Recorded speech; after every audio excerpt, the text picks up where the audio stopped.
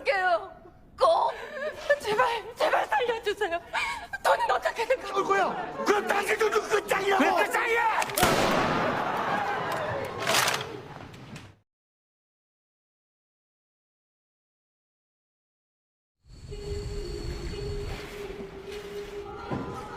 Episode 2 di film Squid Games ini dimulai dengan para staf dari permainan itu yang sedang merapikan banyaknya peti.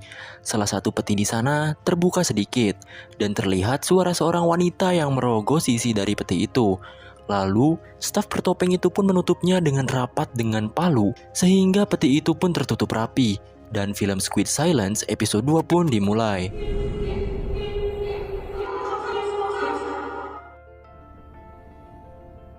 고맙다. Terlihat orang-orang yang selamat dari permainan pertama sedang melamun dan trauma dengan apa yang mereka alami. Karakter utama kita bernama Gi-hun pun sama. Ia berterima kasih kepada Sang-woo. Sebenarnya Sang-woo adalah teman dekat Gi-hun. Istilahnya satu kampung lah. Begitu juga kepada seorang pria yang menyelamatkan Gi-hun dari permainan pertama. Orang ini berasal dari India yang bernama Ali. Tiba-tiba saja, gerbang dari ruangan beristirahat mereka pun terbuka, dan ternyata mereka adalah para staf itu.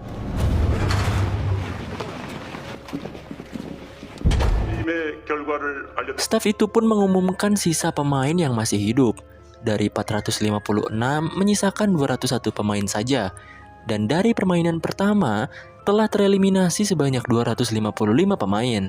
Dan hal itu membuat panik para pemain yang masih hidup. Ada seorang wanita yang menangis dan memohon agar tidak melanjutkan permainannya. Ia berjanji akan melunasi hutang-hutangnya itu. Selain itu, ia juga memiliki anak yang harus ia asuh. 돈 꼭 갚을게요. 애가 이거는 출생식. Begitu juga dengan pemain wanita yang lainnya, yang memohon agar diizinkan untuk tidak mengikuti permainannya lagi. Akhirnya, pemain lain pun ikut-ikutan untuk memohon dan bersujud agar mereka dibiarkan untuk pulang saja. 애들 놀이를 시켜놓고 사골죄를 진 건 아니잖아요. 여기서 탈락했을 뿐입니다. Para staf menjelaskan bahwa mereka bukanlah penagih hutang dari para pemain.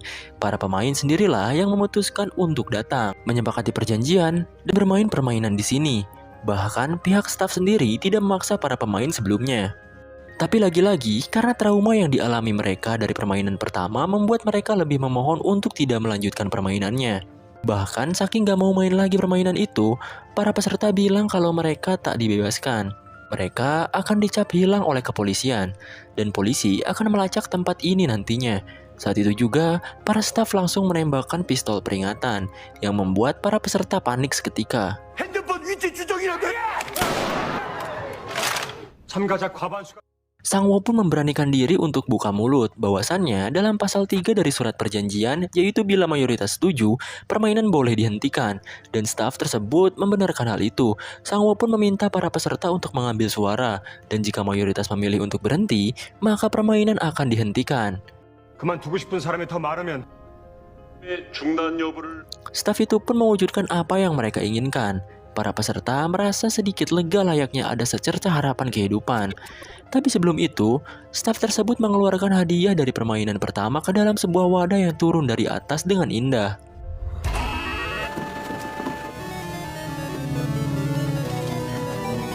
Staf itu pun menjelaskan bahwa setiap pemain mempertaruhkan uang sebesar 100 juta won. Jadi keseluruhan hadiahnya sebesar 25,5 miliar won. Hal ini membuat banyak peserta semakin bimbang untuk mengambil keputusan. 6개. 그럼 지금부터 입니다. Kemudian vote untuk pemilihan pun dimulai, di mana di sana ada 2 tombol. Vote hijau menandakan bahwa mereka ingin melanjutkan permainan itu, sedangkan yang merah sebaliknya. Dan vote pertama dimulai dari peserta dengan nomor urut paling akhir. Tak lain dan tak bukan adalah Gi-hun sendiri. Ia pun akhirnya memvoting merah dan tak ingin melanjutkan permainan tersebut. Vote kedua dilakukan oleh seorang wanita paruh baya yang tadi memohon-mohon untuk berhenti bermain permainan gila ini. Tapi setelah ia melihat banyaknya uang di sana, ia pun berubah pikiran. Ia akhirnya memvoting hijau agar bisa melanjutkan permainan selanjutnya. Voting pun terus berlanjut kepada para peserta lain. Bahkan uniknya, skor hijau dan merah di sana kejar-kejaran dan hanya selisih 1.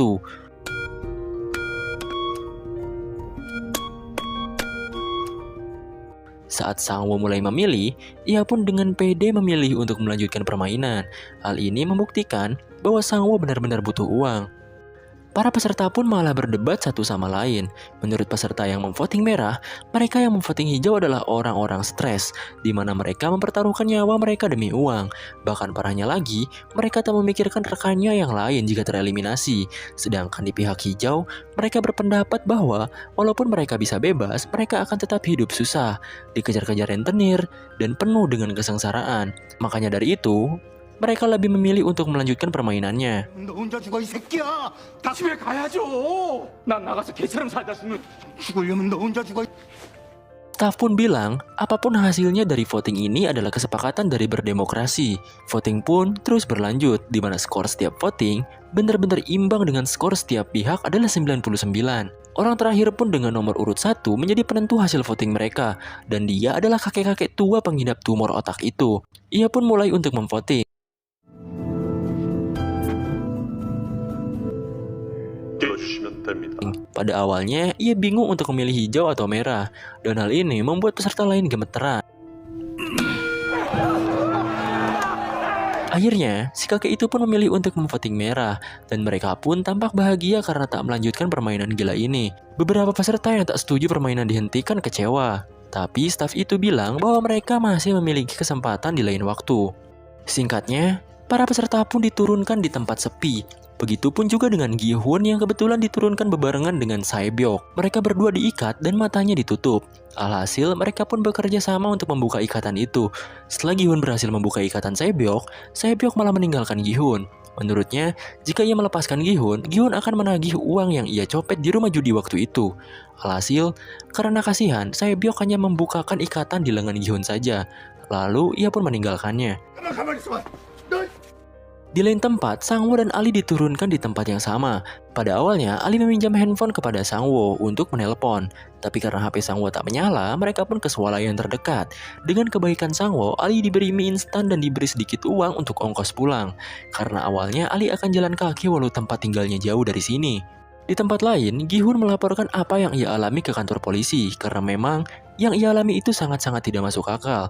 Bahkan saking tak masuk akalnya, Pak polisi di sana meremehkan apa yang Gi-hun ceritakan. Lalu Gi-hun pun memberikan bukti yaitu nomor telepon yang pernah diberikan oleh mereka.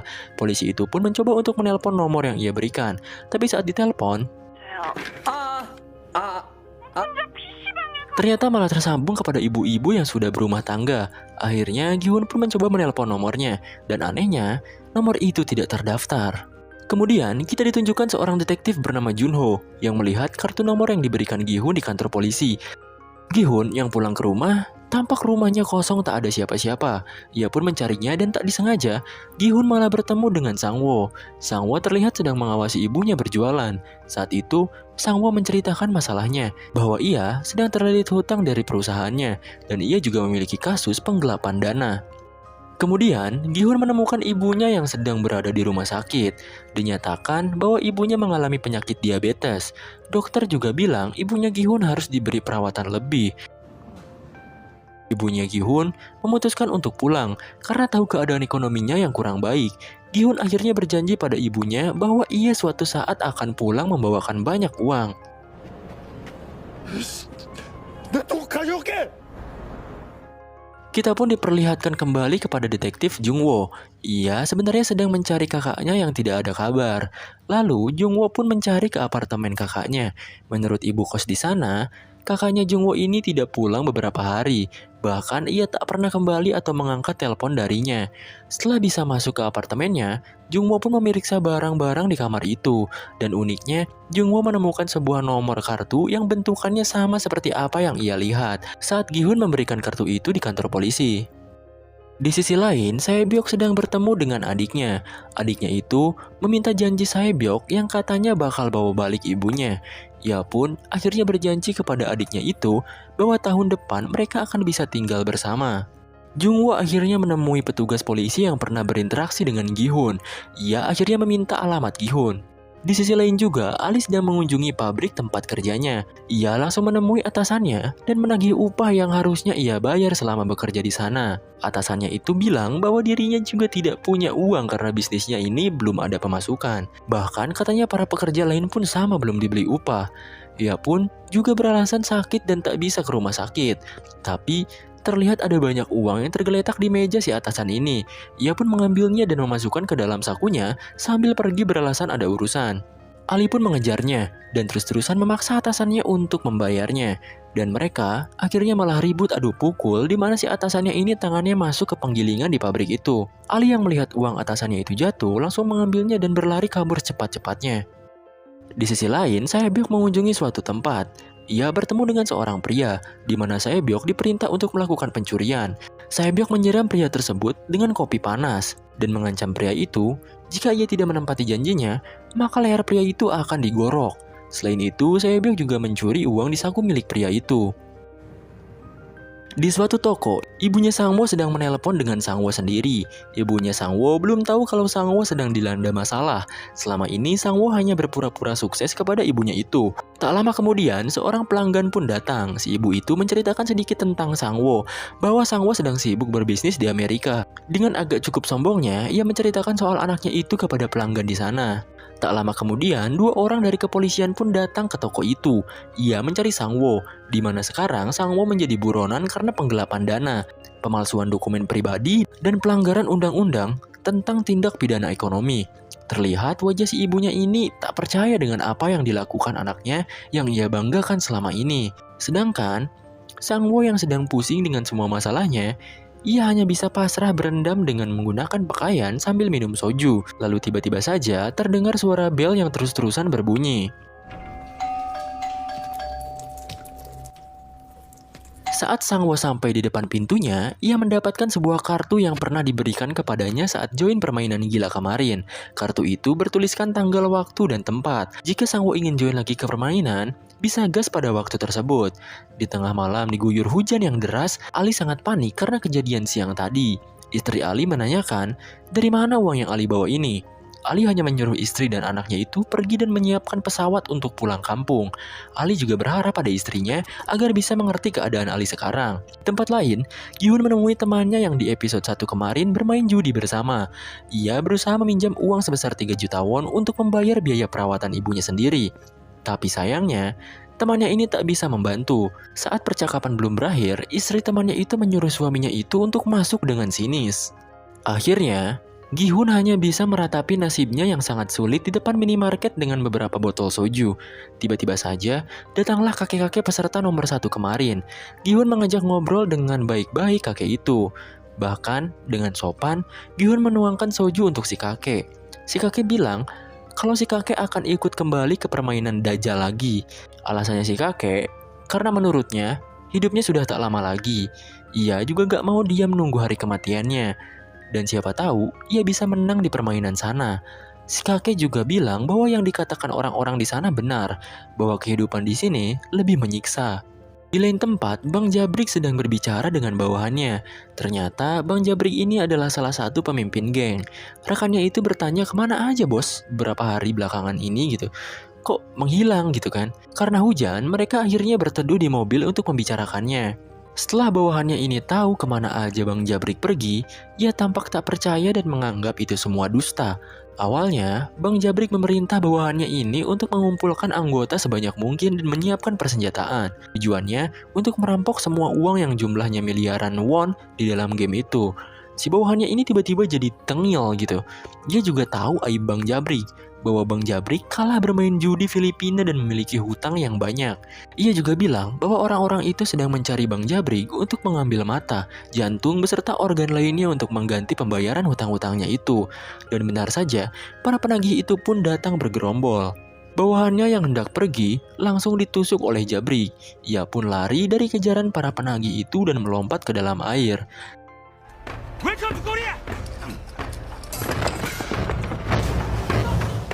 Gi-hun terus-terusan meminjam uang kepada orang yang ia kenal termasuk mantan istrinya sendiri. Ia meminjam ke mantannya itu sebesar 2 juta won. Tapi mantan istrinya ini bilang bahwa ia juga hidup pas-pasan dan tidak bisa membantu Gi-hun. Gi-hun meminta mantannya itu untuk pinjam saja ke suaminya. Karena gak tahu malu gitu kan. Mantannya ini marah besar kepada Gi-hun. 뭐 아빠 뭐? 쓰러졌어. 그날 죽었어! 내가 혼자 기다시피. 우리 왔어. tiba-tiba suami sang mantan beserta anak-anaknya pun datang. Gi-hun langsung pergi meninggalkan mereka semua dan berpamit kepada satu-satunya anak Gi-hun ini.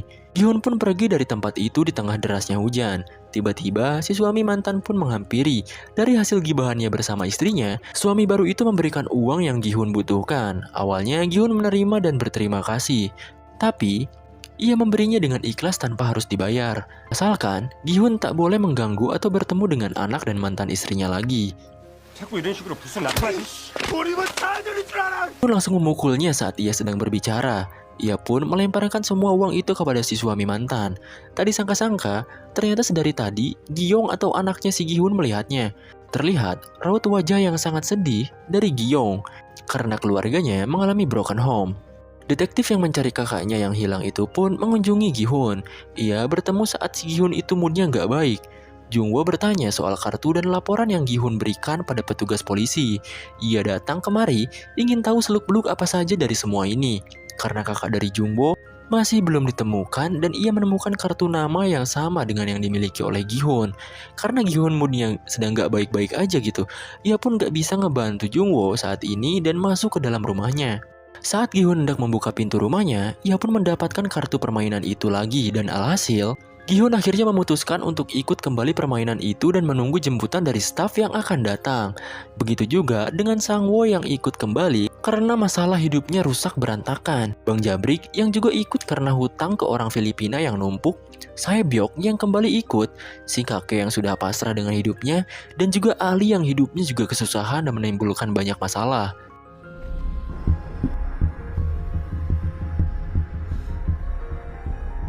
Akhirnya, mereka pun masuk ke dalam mobil yang menjemput mereka. Seperti biasa, mereka diberi gas agar tertidur paksa, terkecuali Sae-byok. Ia sepertinya belajar dari kesalahan dan tidak menghirup gas itu, sehingga ia tidak tertidur. Begitu juga dengan Jung-woo, si detektif kepolisian. Dengan mobilnya, ia mengikuti mobil para pemain itu untuk mencari tahu apa yang sebenarnya terjadi.